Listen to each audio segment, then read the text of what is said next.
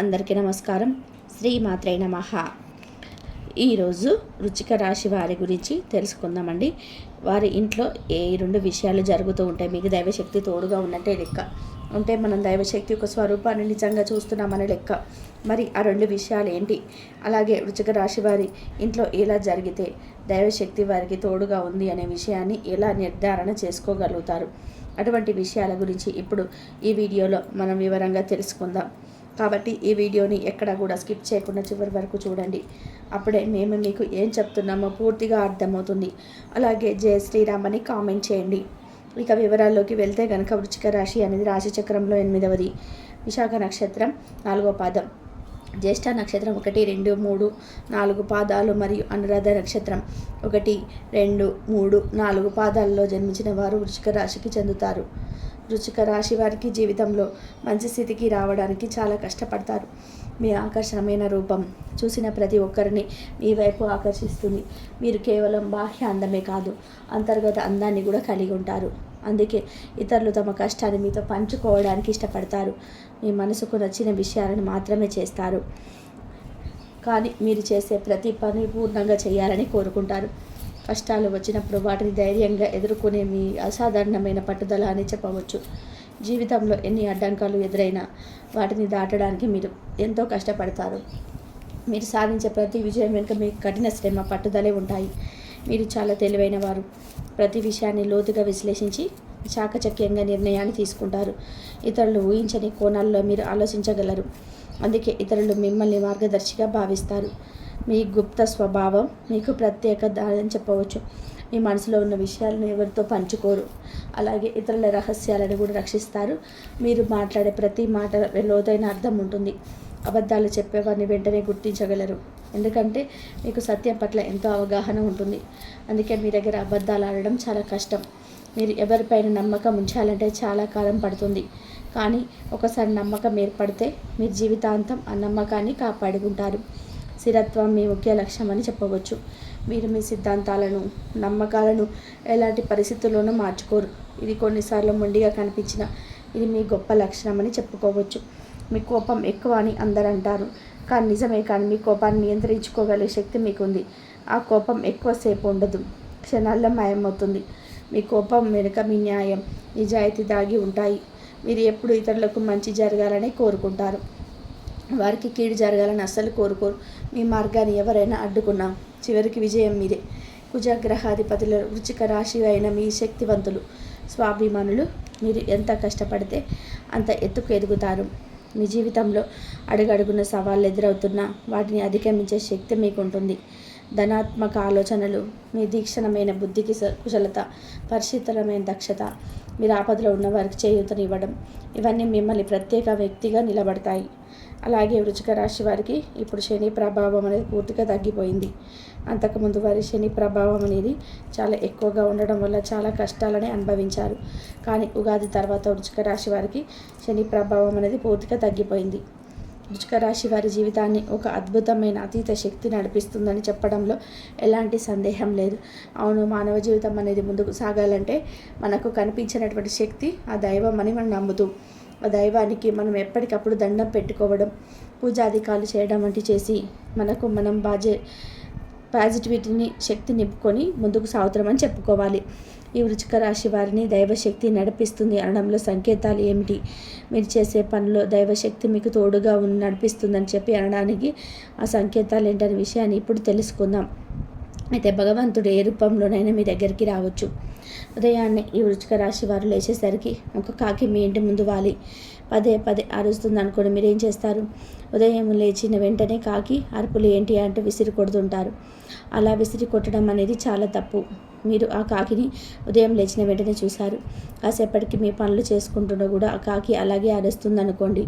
మీరు వెంటనే ఏం చేస్తారంటే మీ ఇంట్లో తినడానికి ఉన్న పదార్థాన్ని తీసుకెళ్ళి అక్కడ పెట్టడం అలవాటు చేసుకోండి.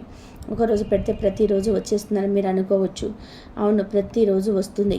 మరి అలా ప్రతిరోజు కాకి ఎందుకు వస్తుందని ఆలోచిస్తే ఖచ్చితంగా మీకు సమాధానం దొరుకుతుంది. ప్రతిరోజు ఆ భగవంతుడు మీ ఇంట్లో ఉన్న దైవశక్తిని మీకు పరిచయం చేయడం కోసం, మీ ఇంట్లో దైవశక్తి నిక్షిప్తమై ఉందని తెలియజేయడం కోసం కాకి రూపంలో వచ్చి మీ ఇంటి ముందు అరుస్తూ ఉంటాడు. అలా మీరు తెలుసుకోగలిగినట్లయితే ఆ దేవుని యొక్క శక్తి మీకు తోడుగా ఉంది. ఆ రోజంతా మిమ్మల్ని విజయం వైపు నడిపిస్తుంది. ఇక ఈ వృశ్చిక రాశి వారు మరొక విషయానికి వస్తే, మీరు పూజ చేసే సమయంలో దేవుడు పటాలను చక్కగా అలంకరిస్తారు. పటాలని కూడా పసుపు కుంకుమ బొట్లు పెట్టి చక్కగా అలంకరిస్తారు. అలా అలంకరించిన తర్వాత పూలతో అలంకరణ చేస్తారు. అలా పూలతో అలంకరణ చేసిన తర్వాత చక్కగా మీరు దీపధూప నైవేద్యాలను పెట్టి భగవంతుని స్మరించుకొని మీరు పూజలు పూర్తి చేస్తారు. అయితే ఈ వృశ్చిక రాశి వారు పూజ చేసేటప్పుడు ఎప్పుడైనా మీరు గమనించకపోయినా ఏ పటానికైనా పూలతో అలంకరించారా అవి మధ్యలో రాలి కింద పడుతుంటాయి. అంటే ఫోటో పైనుంచి కింద మీరు పెట్టుకున్న పీఠం మీద పడుతుంటాయి. మీరు ఒకవేళ ఎప్పుడైనా గమనించకపోతే గమనించండి. అలా మీ ఇంట్లో పూజ గదిలో కనుక మీరు పూజ చేసేటప్పుడు పువ్వులు అలా రాలికి పీఠంపై పడుతున్నాయంటే మీ ఇంట్లో దైవశక్తి ఉందని అర్థం. దేవుని యొక్క అనుగ్రహం ఈ వృశ్చిక రాశి వారికి కుటుంబంపై చక్కగా ఉందని అర్థం. భగవంతుడు తన యొక్క కరుణను మీ ఇంటిపైన చాలా చక్కగా ఉంచాడని అర్థం. అందుకే విజయాలవి సొంతం అవుతూ మీరు చేసే వ్యాపారాలలో చక్కగా లాభాలు వస్తున్నాయని అర్థం. పిల్లలు చదివే చదువుల్లో ప్రతి దాంట్లో కూడా వారికి మంచి మార్కులు సాధిస్తున్నారంటే ఈ వృశ్చిక రాశి వారి ఇంట్లో దైవశక్తి నిండి ఉందని అర్థం. ఇక ఈ విధంగా ఎప్పుడైనా పువ్వులు రాలిపడినప్పుడు మీరు ఖచ్చితంగా గమనించుకోండి, ఇంట్లో దైవశక్తి ఉందని అర్థం. ఇక మీరు ఎప్పుడైనా గమనించినట్లయితే పూజ గదిలోకి కూడా బలులు వచ్చేస్తూ ఉంటాయి. ఇల్లంతా తిరిగినా పర్వాలేదు, పూజ గదిలోకి వచ్చేస్తే ఎలా అని వాటిని తరిమేస్తుంటాం. కానీ అవి ఎక్కడికి వెళ్లకుండా బల్లి రూపంలో కూడా భగవంతుడు తన యొక్క అనుగ్రహాన్ని కుటుంబంపై ఉంచుతూ ఉంటాడు. దేవుడు తన యొక్క శక్తిని ఇంట్లో చిన్న చిన్న జంతువులు కీటకాల రూపంలో ఉంచుతుంటాడంట. మరి ఆ రూపంలో మనకు బల్లిని కూడా పూజ గదిలోకి పంపించడం ద్వారా తన శక్తి ఆ ఇంట్లో నిండి ఉందనే విషయాన్ని మనకు తెలియజేస్తుంటాడు. మరి బల్లి అప్పుడప్పుడు పూజ గదిలో దేవుడి పటాల వెనక్కి వెళ్ళిపోయి దాక్కుని ఉంటుంది. మీరు ఎంత ఆ బల్లిని బయటకు తరిమేయాలనుకున్నా కూడా అస్సలు వెళ్ళదు, అక్కడే అలా ఉండిపోతుంది. అలా ఉంటుందంటే అర్థం దైవశక్తి వృశ్చిక రాశి వారి ఇంట్లో నిక్షిప్తమైందని అర్థం. అంటే ఆ దైవశక్తిని మీరు ఉత్తేజపరిచి చక్కగా ఆ దైవశక్తిని మీరు ఎప్పటికప్పుడు మీ ఇంట్లో పాజిటివ్ ఎనర్జీని ఫీల్ చేసేలాగా చేసుకోగలిగితే చాలా చక్కగా మీ ఇంట్లో సుఖ సంతోషాలు అనేటివి ఉంటాయి. మరి దైవశక్తిని మీరు ఉత్తేజపరచడానికి ఏం చేయాలి అంటే ధూపాన్ని వేస్తూ ఉండాలి. ఆ ధూపంలో కూడా కర్పూరము, జవ్వాది లాంటివి వేస్తే ఆ సుగంధభరితమైనటువంటి వాసనకు దైవశక్తి ఇంకా ఇంకా పెంపొందుతుంది. అలా పెంపొందినటువంటి ఆ యొక్క దైవశక్తి వృశ్చిక రాశి వారి కుటుంబంలో ఉండే ఆర్థిక ఇబ్బందులను, కష్ట నష్టాలను దూరం చేయడంతో పాటు మీ కుటుంబానికి కావలసినటువంటి ప్రతి ఒక్క సమస్యను తొలగించి జీవితంలో ముందుకు వెళ్ళడానికి సహాయపడుతుంది. అయితే ఇంకొక విషయం ఏంటంటే, మీ ఇంట్లో పెట్టే దేవుడి పటాలు ఏవైతే ఉంటాయో అవన్నీ కూడా ఒకసారి మనం నిశ్చితంగా గమనిస్తే కనుక మామూలుగా అయితే అంతగా తెలియకపోవచ్చు. గోడకు మేకొడి దానికి ఫోటోను తగిలించారనుకోండి, ఆ ఫోటో మీరు నిశ్చితంగా గమనిస్తే కొద్దిగా క్రాస్ ఉన్నట్టుగా కనిపించింది అనుకోండి, వెంటనే దాన్ని సరి చేయాలి. అంటే ఎప్పటికప్పుడు దైవ మందిరాన్ని శుభ్రం చేసుకొని, పటాలను శుభ్రం చేసుకొని నీట్గా సర్దుకుంటూ ఉండాలి. మీరు ఇంట్లో పెట్టుకునే విగ్రహాల ఫోటోలో కూడా దేవుని యొక్క జీవం అనేది ఉంటుంది. జీవం ఉండడం వల్లనే మన ఇంట్లో దైవశక్తి అనేది ఎక్కువగా పెంపొందుతుంది. ఈ వృశ్చిక రాశి వారి ఇంట్లో ఆ దైవశక్తి ఎప్పుడైతే ఫుల్గా ఉంటుందో అప్పుడు చాలా చక్కగా దైవశక్తి అనేది చాలా చక్కగా పాజిటివిటీని ఇంట్లో ఫీల్ చేస్తుందన్నమాట.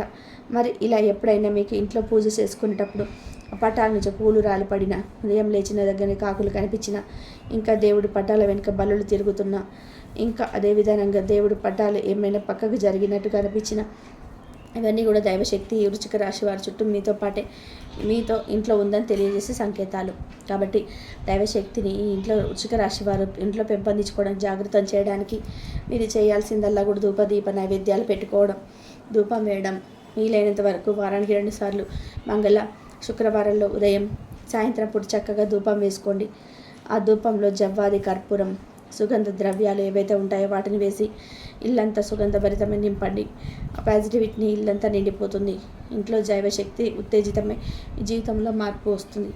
అలాగే వృశ్చిక రాశి వారు ప్రతిరోజు స్నానం చేసిన తర్వాత చిటికెడు పసుపు కలిపి ఆ పసుపు నీటిని ఇంట్లో అన్ని గదుల్లో చల్లాలి. అలా చల్లితే దరిద్ర దేవత తొందరగా ఇల్లు పెట్టి వెళ్ళిపోతుంది. తద్వారా లక్ష్మీదేవి ఇంట్లోకి అడుగు పెడుతుంది. అలాగే నెలకు ఒక్కసారైనా ఇంట్లో ఉన్న బూజు దులిపి ఇల్లంతా శుభ్రం చేసుకుంటూ ఉండాలి. అలా చేయడం వల్ల దరిద్ర దేవత ఇంట్లో నుండి పారిపోతుంది. ప్రతిరోజు కూడా పూజలో అగరబత్తులు వెలిగించండి, సువాసనలు వెదజల్లి ఇంట్లో దరిద్ర దేవత అస్సలు ఉండదు. అలాగే ఎండు కొబ్బరి పొడిలో సాంబ్రాణి గుగ్గిలం కలిపి వారానికి ఒకసారి ఆ పొడితో ఇంట్లో దుబ్బం వేస్తే దెబ్బకు దరిద్ర దేవత మీ ఇల్లు వదిలిపెట్టి పారిపోతుంది. ఎందుకంటే ధూపం చాలా శక్తివంతమైనది. ఇలా దరిద్ర దేవత ఇంట్లో ఉందని సూచన కనిపించినప్పుడు ఈ చిన్న చిన్న చిట్కాలు పాటించినట్లయితే తప్పక దరిద్ర దేవత మీ ఇంట్లో పెట్టిపోతుంది. తద్వారా లక్ష్మీదేవి ఇంట్లోకి అడుగు పెడుతుంది. శంఖ మీ ఇంట్లో ఉంటే లక్ష్మీదేవి నివసిస్తుందని జ్యోతిష శాస్త్రం చెప్తోంది. అంతేకాదు లక్ష్మీదేవి అందులో నివసిస్తుందని విశ్వసిస్తున్నందు విష్ణువుకు శంఖం అంటే చాలా ప్రియం. ఇంట్లోకి సానుకూల శక్తి తెస్తుంది కనుక శుక్రవారం రోజు ఇంటి పూజ గదిలో శంఖం ఉంచడం ద్వారా వృశ్చిక రాశి వారికి డబ్బు ఇబ్బందుల నుంచి బయటపడవచ్చు.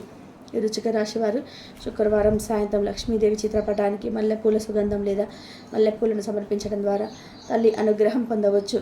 ఫలితంగా డబ్బుకు ఇంట్లో కొరత ఉండదు. అలాగే వృశ్చిక రాశి వారు వైవాహిక జీవితంలో ఇబ్బందులు ఉంటే లక్ష్మీదేవి చిత్రపటానికి గులాబీ సుగంధాన్ని లేదా గులాబీ పూలను సమర్పించాలి. ఫలితంగా వారి దాంపత్య జీవితంలో సుఖంగా ఉంటారు. వృశ్చిక రాశి శుక్రవారం సాయంత్రం లక్ష్మీదేవికి 5 దీపాలను వెలిగించి హారతి ఇవ్వాలి. దీన్ని పంచముఖి దీపం అంటారు. ఈ విధంగా చేయడం ద్వారా ఇంట్లో ప్రతికూల శక్తి దూరమై సానుకూల శక్తి పెరుగుతుంది. అంతేకాకుండా జీవితంలో సంపదతో పాటు డబ్బు పెరుగుతుంది. కాబట్టి శుక్రవారం నాడు సాయంత్రం లక్ష్మీదేవిని ప్రసన్నం చేసుకోవాలంటే ఈ పరిహారాన్ని తప్పకుండా పాటించండి. ఇక వృశ్చిక రాశి వారి గురించి తెలుసుకున్నారు కదా. ఈ వీడియో కనుక నచ్చినట్లయితే లైక్ చేయండి. అలాగే జై శ్రీరామ్ అని కామెంట్ చేయండి. మరిన్ని వీడియోస్ కోసం మా ఛానల్ని లైక్ చేసి సబ్స్క్రైబ్ చేసుకొని మమ్మల్ని సపోర్ట్ చేయండి.